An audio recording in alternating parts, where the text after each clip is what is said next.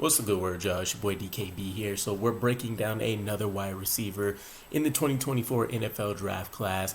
Pretty much everyone should be on the board for consideration for the New York Jets. And today we're covering LSU's Brian Thomas Jr., which is interesting if you know about the mantra all gas, no brakes, because at least as it applies to our offense, it seems like we're stopping more than we're going. We're hitting the gas at any pace, and Brian Thomas brings it every single time. I mean, this guy, he's probably going to end up a top 3, top 5, 40-yard dash time the way it looks on film by the time the combine rolls around.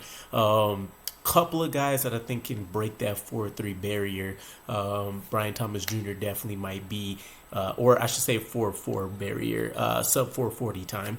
Nonetheless, though, Brian Thomas Jr., LSU, number 2 option in that offense in the wide receiver room, 6'4", about 205 pounds. So you're talking about one of the more physically imposing, specimens in this draft class. 26 career starts over his 3 years. He has a basketball background, which you see a little bit on tape, at least when it comes to the soft hands, being able to climb the ladder and, high point the ball to certain degrees. It hasn't fully translated over, but this just seems like a guy that hasn't had a ton of football experience prior to really drilling and focusing in on football when he got into college. Probably, you want to talk about the speed he's going to bring, right? Just for comparison's sake, we've gone crazy when we've seen Breece Hall hitting 22 plus miles per hour. Not only, his freshman year, but when you take a look at some of the things Robert Saleh was saying about, times he was posting when he was coming back from recovery. Brian Thomas Jr., reportedly anyways, his GPS times have him being tracked going 22 plus miles per hour as well, which is huge, right? It definitely speaks to the breakout season we've seen him had in 2023 for the Tigers. Ideal match, probably going to end up being an offense, and or a quarterback that really trusts him to go and make a play, right? Precision isn't the name of the game for Brian Thomas, but he has a lot of stuff that would have a wide receiver coach salivating in the NFL when they can get his hands on him. Me thinking about the Jets' history, I get a little concerned about guys that are essentially deep threat targets, go route guys. The list goes on and on. You think about the Devin Smiths that we had. The name just escaped me, but I'm trying to think of the what was his name? It was the Rex Ryan days. I can't remember his name right now, but it was a guy that was coming from a triple option offense. Had immense speed, had the size, the hands were kind of trash, all that good stuff. Nonetheless, though, Brian Thomas, what makes him so exciting? What makes him potentially a mid to late round wide receiver option in round 1? I can see him jumping up after the combine too, if some guys are just going to say, the athletic traits are all there as an elite guy just based off athletics. Will work around everything else he can do. First off, it's going to start with him being a vertical threat, right? The speed obviously helps, but you can see him win not only from the slot, but he's going to win outside as well. Generally wins at the line of scrimmage, right? I think that was the biggest improvement that we've seen him make in order to contribute as well as he did this year, is that he's using that burst, he's using his length, his physical build to immediately win a lot of those matches right off the bat, and that really helps to put a defender on his heels instantly, and by then it's pretty much a wrap. You'll see him navigate the open field pretty well. He's not necessarily a yards after catch specialist yet, but you do see a lot of fluid movements when the ball's in his hands, and the ability to go out there and be one of those top producing guys in that fashion. Tracks the ball really, really well. Obviously, you're going to have to be able to go out there and run the ball down if you're going to be a vertical threat. He's done that most effectively, or at least one of the most effective guys at doing it. In this draft class, you see him be pretty effective on the one-cut route. So if you want to think about digs and slants as a bigger guy, those should be a little bit more difficult for him. But He does have elite start-stop ability in the short area, and again off the line of scrimmage that really kind of helps sell a lot. Excuse me, a lot of that stuff for him. Red zone target, again, just based off his physical build. You take a look at the length of him, again, that basketball background, his ability to go out there and high point the ball. And then I've seen a lot. I don't know if I would use the same word, but violent change of direction ability, right?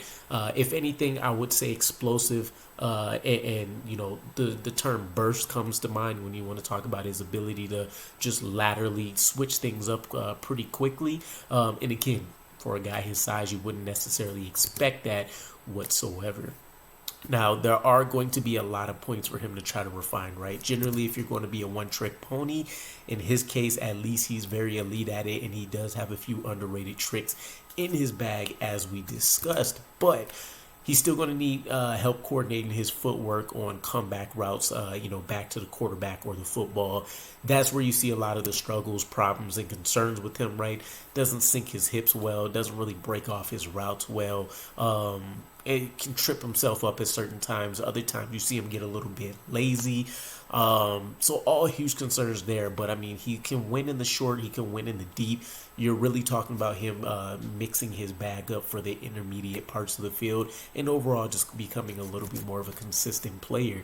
Underwhelms fighting against contact. So when I see 6'4", 205, in my mind, you're obviously a guy that to many people in general, right, is kind of a bit of a giant, right? You should, even in the ranks of, the SEC and the NFL, you should generally be able to hold your own when it comes to batting guys off the line of scrimmage, not getting beat up by press or being able to just physically out-impose a lot of guys, right?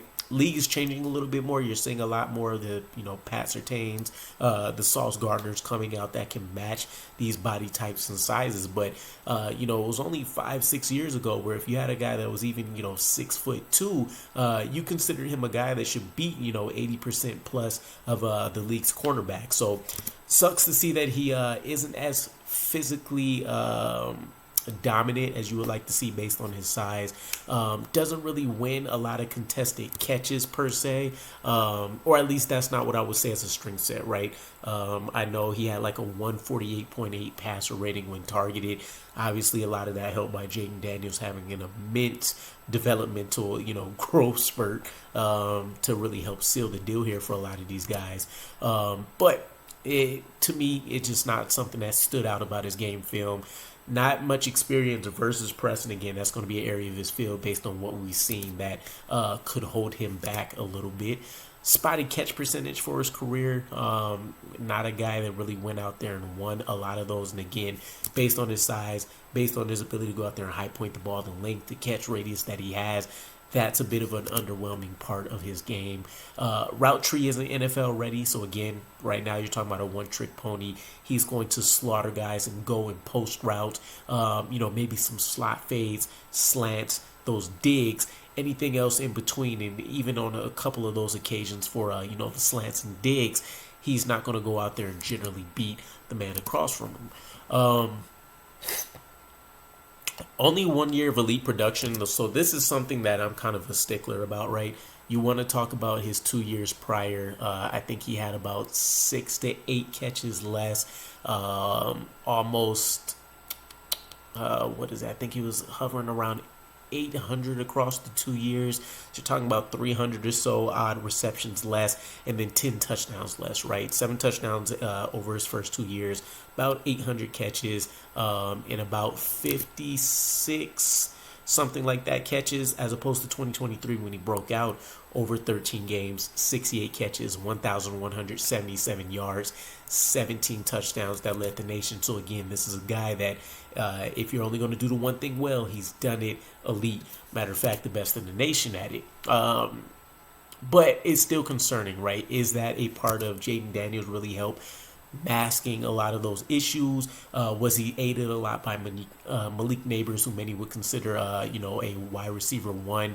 already stepping onto the field day one in the NFL. Who knows? From the Jets' perspective, though, that's great news because we already have a guy like Garrett Wilson, so you don't need to rely on a Brian Thomas Jr. in whatever world we decide to draft him in to go out there and do everything at an elite level right out the gate. You can really help kind of slow pace that development, but his athletic traits should allow him to go out there and excel in some fashion right away. Plus, the Aaron Rodgers, aggressive mentality that we talked about a few times, that should really help kind of bring out the best of Brian's game right away. One of the other things I highlighted a little bit can be a little bit lazy, right?